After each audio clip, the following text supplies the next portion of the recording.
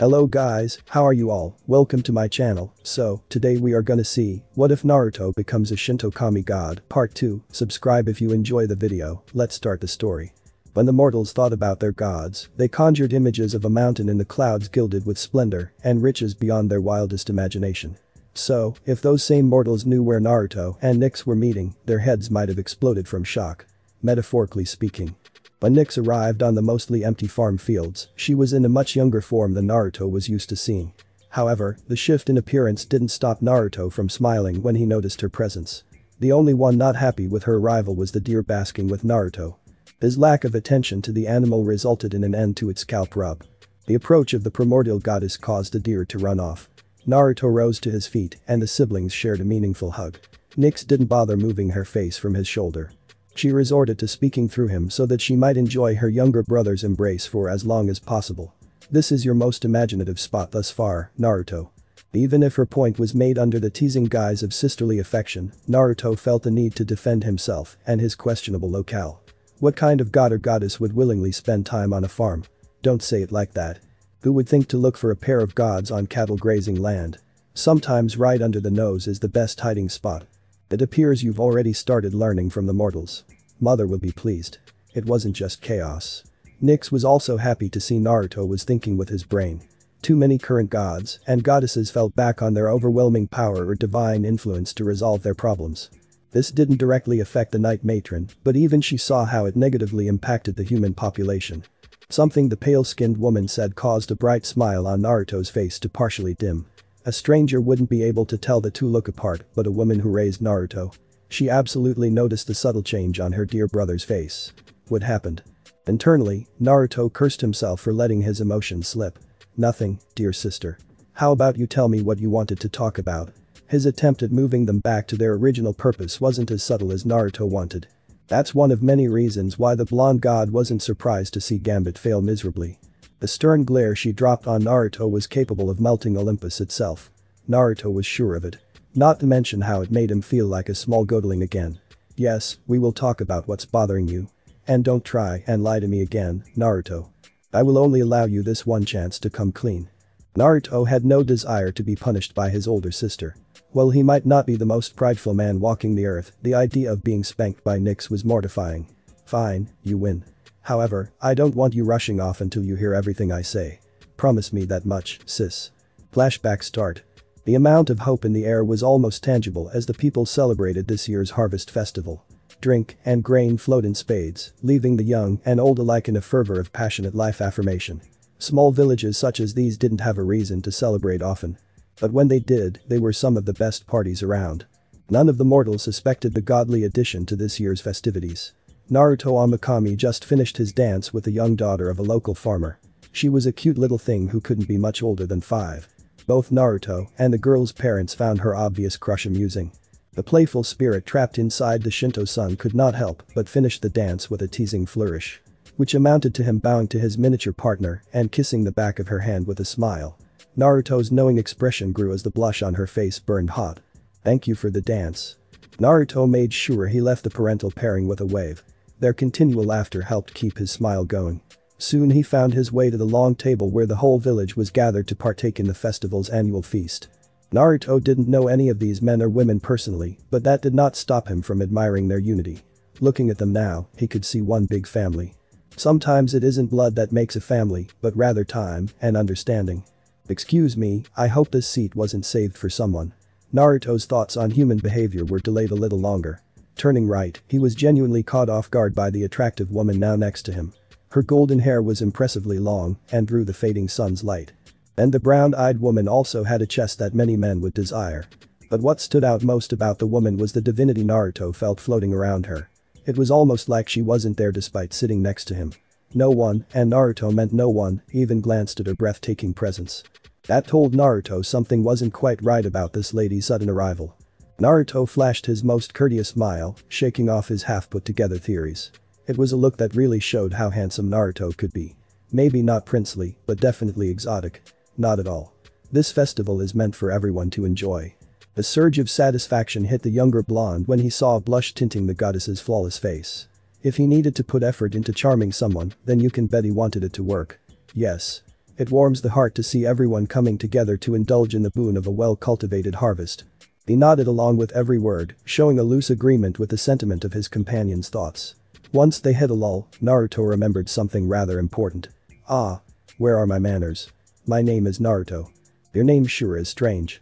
You can call me Demeter if it pleases you. Demeter, goddess of agriculture, traded one name for the other, but not until she was done laughing behind her hand. Clearly, Naruto's antics entertained her enough to bring out her gentle laugh. Covering his silence with a welcoming smile, Naruto felt a single word take hold of his mind. Olympian. But Demeter was more than that. Here he was talking with a child of Kronos. That fact alone was enough to keep Naruto even keel. I saw you dancing with the little one over there. I hope you don't mind if I steal you for a dance after the meal. As someone favoring good looks and manners, Demeter found Naruto to be quite the attractive young man. And hence, she had no reservations about pursuing him more personally. Honestly, Naruto didn't want to dance. The problem was he didn't have an acceptable reason to say no. Any excuse he could come up with would be suspect at best. So, loath as he was to admit it, Naruto only had one reasonable choice. I'd be foolish to deny a beautiful woman at least one dance. He hated how courtship tasted on his tongue. The old way of doing things felt so forced. It didn't help that Naruto didn't see Demeter in that light. Yet, if this is what was required of him, then Naruto would bear it for now. Flashback pause. Back in present times, Nyx already wasn't a fan of what she was being told. The circumstances leading to Naruto's chance meeting with a wheat-loving woman were concerning and infuriating. Who does that grain-brained harvest whore think she is? I'll show her what it means to toy with my little brother. The ruthless intentions rolling off the primordial's childish appearance were more than tangible. Nyx's protective rage was already forcing a handful of grazing cows to yowl in panicked bursts. Naruto raised a silent brow as the fretful sounds got further and further away. No doubt due to the cows doing their best to flee from Nyx's dubious presence. Unaware of the loathsome aura she was still releasing, Nyx voiced her opinion in a deceptively calm tone. It's no coincidence that an Olympian showed up in the middle of nowhere. Harvest festivals are common throughout all of Greece. That was no exaggeration. There had to be hundreds of these parties in southern Greece alone. Looking back on his meeting with Demeter, Naruto could see that all too clearly. But things weren't as easy as telling the goddess no. Doing something thoughtless like that would have consequences for him and the people around him. Yeah, but I couldn't turn her down so blatantly. She might not be known as a fighter, but any Olympian is capable of wiping out a settlement with a snap of their fingers. You always did have a soft spot for the mortals. As one of the few who had the privilege of seeing Naruto grow up, Nyx understood her younger brother's views on humanity. Instead of critiquing him for it, Nyx accepted his feelings. It shouldn't be an exception. It should be the rule, but I won't waste my breath. You already know how I feel about the exploitation mortals face. Naruto took a needed breath. He knew Nyx wasn't against him on this, but the current role of mortals never failed to fan his flames. At this point, it was a matter of keeping his eye aimed at the correct places. Blindly lashing out wouldn't do him or the mortals any favors. Naruto, tell more about your meeting with the harvest goddess. What did she want from you? Her sharp retort suggested Nyx was done with the small talk. She wanted the information that Naruto would rather keep to himself. We shared a dance and bantered a little bit. Nothing really happened. It wasn't worth mentioning at the time, even for someone on edge like I was back then. Naruto looked up to the clouds as he thought back to that day and the long list of days that followed it. All was quiet on that front until I crossed paths with her a month later. No, it was probably closer to 40 days. Either way, here's what happened. Flashback continues. Naruto wondered what his Kachan would think if she saw him now. The powerful Naruto Amakami wasn't burning some monster to smoldering ash. Or going out on a great adventure. No, he was knee-deep in the dirt, tending to a vegetable garden he created to help the village with its winter food problem. You have an excellent garden here, Naruto. Said Blonde wasn't nearly as surprised to hear Demeter's voice. She had a good handle on her potent energies and could hide them when it suited her. Demeter? How are you? He would have asked why she was here if he believed it would have gotten a straight answer. Too bad Demeter became evasive when he approached those sorts of questions. Things are good, but I do have a request. Because Naruto let his focus remain on the tilled rows in front of him, he missed a woven basket hanging from Demeter's wrist that would have given away her intentions from the start. What is that? I can't offer much. That wasn't entirely true, but most of what he could provide would blow his cover. So those options were off the table. Finally turning his head, it didn't take long for Naruto to put two and two together. Ah, I see. How about sharing lunch with me? You can do that, right? Jiggling her wrist, Demeter made the brown basket dangling from her wrist sway enough to draw attention to it without risking the food balanced carefully within. After all, a meal-ruining mishap at this stage would be more than upsetting. And that was how the relationship between Sun and Harvest grew. It came by small steps that alone were nothing special, but, over time, created a gradual connection between the two different deities. It was around this time that Naruto realized how much he valued a person's friendship. Sure, he could always see Leto, but having more friends never hurt. And that's how he started to see Demeter despite the auspicious start to their relationship. She was flirty, yes, but also a friend. So when Naruto found Demeter asleep at the usual meeting spot, he thought nothing of it. She sure looks peaceful. Like she was meant to be part of a place like this. He carefully stepped through the tiny field of golden grain around the tree base until he was in range to rouse her from her slumber. Naruto was unprepared for the onslaught of memory reflections that hauled him into something from Demeter's past. Everything around him was tinted gray and echoed, but the content of the conversation in front of him was coherent enough for Naruto to understand. "Don't you care about our child, Zeus?" The familiar voice of Demeter might be refracted in his ears, yet Naruto could still hear the blend of anger and worry coming together in his ears. "Of course, I care, Demeter. And you'd be wise to watch where you throw your accusations." The king of Olympus said one thing with his words. However, his facial countenance reflected none of the feelings he proclaimed to possess. Naruto had met stone with more emotion than Zeus showed. "Are you even capable of telling the truth anymore? Or do only lies come off that tongue of yours?" Apparently, Naruto wasn't alone in having doubts about the thunder and his authenticity. Demeter's motherly anguish slammed Zeus without restraint. And it was only growing stronger. "If you cared for Persephone as I do, she'd be here now. Not trapped in that underground prison with our monster of a brother." The twitch in Zeus's furrowed brow was as subtle as one would think. It was twice as apparent as the flash of outrage filling his squinted gray eyes. Naruto could see snippets of truth behind the infamous king's temper. "Things are more complicated than that, and you know it. Right? Are these the same rules that stopped you from taking another woman to your bed? Let's face it. You don't want our daughter back, you coward." Naruto didn't need a raging goddess to confirm it. Most of the known world knew of Zeus's affinity for finding comfort outside his wife's bed. He really didn't understand how Hera put up with Zeus's crap. "What did you say?" With how quickly he exploded over the jab at him, Naruto was led to believe Zeus cared more about his reputation than his own flesh and nature. It was a notion that dropped an acidic frown on the young Kami's face. "You heard me? You pathetic excuse for a man. You're a sniveling coward." Instead of backing down from his fury, the mother of Persephone doubled down on her stance. And it was far from meek, just like the golden flush in her cheeks. "Enough." He felt the displeasure in Zeus's voice through the trembling impact of the god's thunder going off somewhere in the distance. "You want your daughter back?" Demeter didn't find his stupid question worth a response, so Zeus got silence. Her answer was painfully obvious. The stormy gaze was amplified by the methodical stroking of his chest-length beard. "I'll retrieve her from the underworld if you complete a task for me." His vague wording was a purposeful choice by the king. If he led Demeter into the task, he felt it absolved him of her meddling. "I'll do anything to get my Persephone away from that monster." Admirable her goal might be, but that didn't make her blind agreement any less foolish. Especially when dealing with a known pact breaker like Zeus. "Your task is to find out anything you can about the man called Naruto." The unexpected addition of his name in their talks caused Naruto's golden eyes to expand out of shock. All of a sudden, their heated back and forth became more interesting. "Naruto? Who is that?" Demeter sported a look of confusion that was only second to the ethereal form of Naruto that hung over her right shoulder. "Don't ask why, just do as I say, Demeter." "Fine. But you better remember your words, Zeus." Thrown forcefully from the sleeping woman's memories, Naruto stumbled back without grace. Experiencing a combination of surprise and grogginess left the usually sure-footed man vulnerable to a brief period of clumsiness. Naruto rebounded from his trance quickly enough, mentally and physically. Then the meaning of Demeter's actions caused his golden eyes to twist into a molten fury. She had been playing him for her own gain. He gave her a chance, and she burnt that bridge. The only reason he spared the woman from a life as a pile of golden ash was because of Persephone. Begrudgingly, the young sun god understood where Demeter was coming from. There was little he wouldn't do for his family. "I need to think." Flashback end. "And that's why I looked like I ate a lemon when you brought up learning. I learned I can be a naive fool, sister." Finally finished with the recollection of his story, Naruto took a well-earned breather. This pause also acted as a natural lapse where Nyx could digest the information Naruto shared with her. Her initial reaction was to rip Demeter and Zeus to shreds for messing with her baby brother. She chose to stomp that vengeful desire down for now. Nyx's first priority was lifting Naruto's spirits. Once she accomplished that, everything else could follow. The sun should never look so dim, especially her son. Waiting until she obtained his gaze, Nyx carefully selected her words. There was plenty to say in a short window.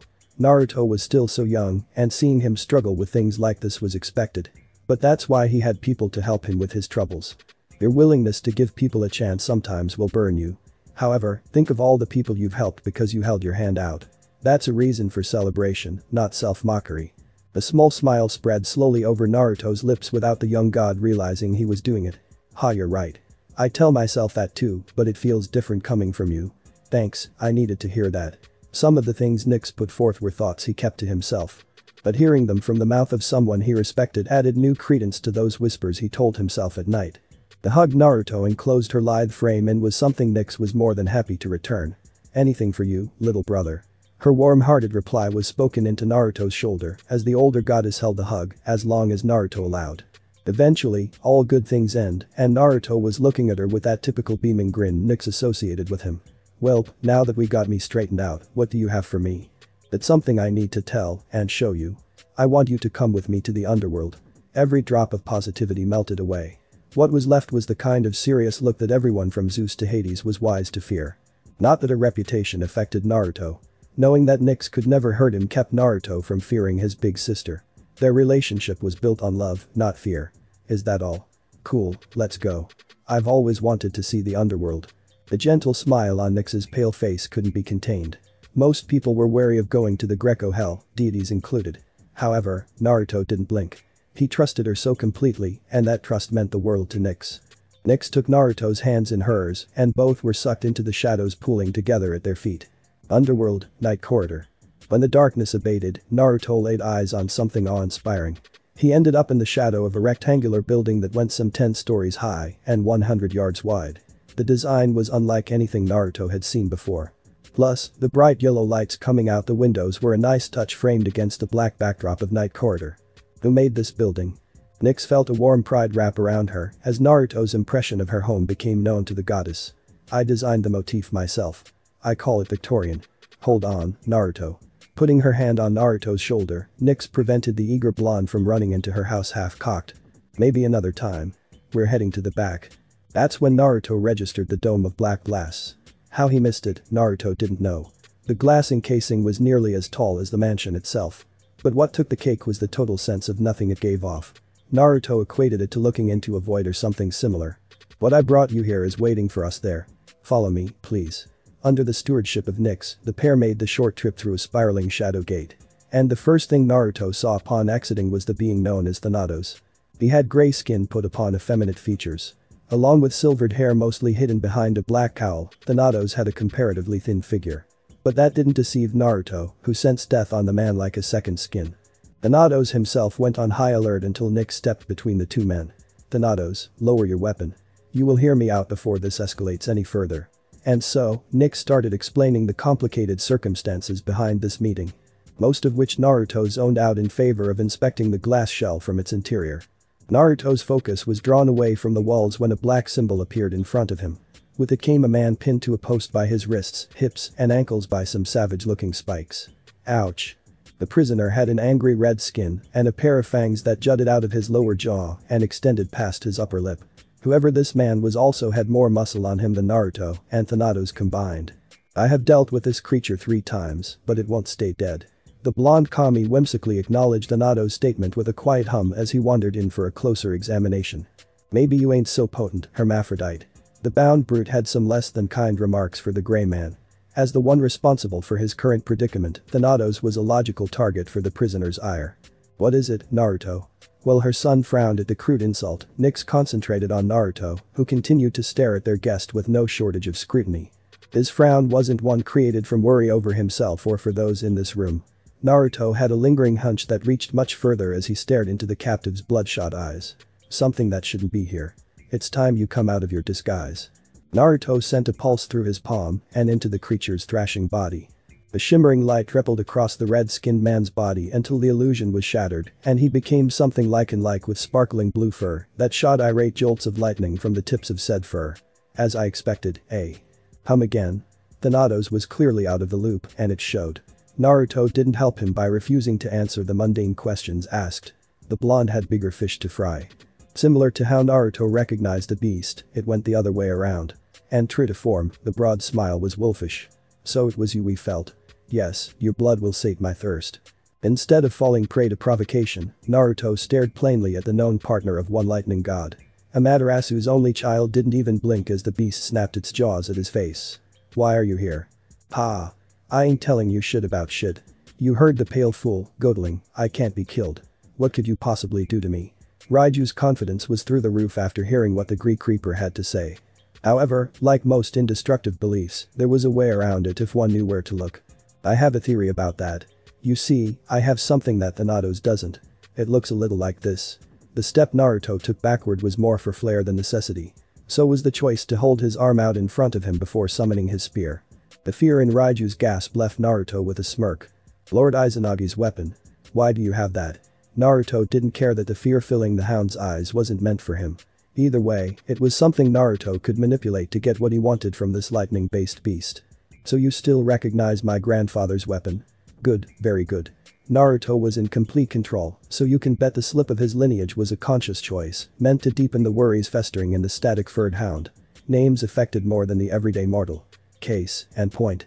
Grandson. The war between shock and fear was as apparent as Raiju's inability to keep his eyes from flicking back and forth between Naruto and the legendary spear in his hand. The quick nod rattling his skull was all the confirmation he needed. Which means I know what to do with Amananyahoku when the situation calls for it. Naruto twirled the legendary spear deftly, ending the movement with the spearhead pointed right at one of Raiju's eyes. It was more than close enough to draw a flight or fight reaction. You don't have the guts. I can smell the good in you. Maybe it was surprising that the neutered wolf picked fight over flight. Then again, as a partner of a god, it was expected that Raiju had some bite. True, I won't enjoy it, but technically you don't belong here, so I will be doing the right thing. Technically. Securing the silence Naruto wanted was as simple as putting the spear to the wolf's vulnerable throat. The promise of death kept Raiju's nasty tongue penned behind a set of clenched teeth. I'll ask you once as a courtesy. Tell me what you know. If you fail to comply, I'll shave you down one clump of flesh and fur at a time. Primal pride reared its ugly head. Raiju gathered what tenacity he had left and prepared a scathing retort. Naruto saw the defiant explosion coming and ended it prematurely by extending a blade of light off Amananyahoku. When it drew blood, the beast wilted immediately. Just like that, bravado turned into compliance. And the beast spilled. I just followed him here. I swear. He said we could take back a home for ourselves. Have real bodies again. As a being with some control over life itself, Naruto was capable of reading hearts to an extent. What he picked up from Raiju was a quickened heartbeat sped up by fear. But Naruto couldn't find the notable tick that came with a lie. Good, with the truth, Naruto had all the information he needed. Thank you. You were a huge help. Naruto's gratitude became a spear through the chest. Raiju didn't have time to blink before its heart was destroyed and his body burst into a crimson mist. The visual effect captured Naruto's attention as his spear vanished in a white light. So that's what a Shinto creature looks like when killed properly. Nice. Why did you do that? We could have gotten more from it. Part of Thanato's displeasure came from the proof that Naruto could kill something he couldn't. For someone in his station, it really stung Thanato's pride. I got everything I needed from them. You wouldn't know it, but they are loyal servants to their lord and master, Raijin, the Shinto god of lightning. History lessons with chaos paid off big here. As soon as he confirmed it was Naruto knew who he was looking for. Any other attempts at an interrogation would be a waste of his time. Wait. Mother said you were the only Shinto divine left. She's right. There were no kami left when I was born to my mother. And Raijin is not a god, not any longer. You see, it goes like this. Turning around as his explanation continued, Naruto knew what he said next would surprise both underworld dwellers, Nyx included. While Mother Night was keyed into most of Naruto's culture and history, not even she knew it all. When someone from my pantheon fails to live up to our standards for behavior, they have their rights to Takamagahara, our Olympus, revoked. The surprise on both of their faces was expected. Naruto had to assume they were imagining if such a thing were applied to their pantheon of ascended beings. Naruto imagined Olympus would be a very empty place indeed. They become an Ochite, a fallen. While the banished maintain their power, they are no longer considered divine. They're more akin to a beast or demon at this point. Where is he, Naruto? Nyx would step out of her shadows if needed to make sure this rogue element was stopped. She knew her pantheon didn't need any extra help driving itself to failure. Their paranoid king did that well all on his own. What place is most like home on this planet for someone like me? The question only had one or two real answers. Thankfully, that removed the need for elaboration. The Far East. Nix was right on the money in a single guess. Not that Naruto expected any less from his older sister. Yup. I'm gonna go see what I can dig up before things get too bad. I'll see you soon, sis. As he made his exit, Naruto picked up the faint sound of Nix, forcing a vow of secrecy on Thanatos, one sworn on the name of chaos. It left Naruto smiling and laughing. His sister could be a real mother hen, but Naruto wouldn't have it any other way. Northern Japan. 3.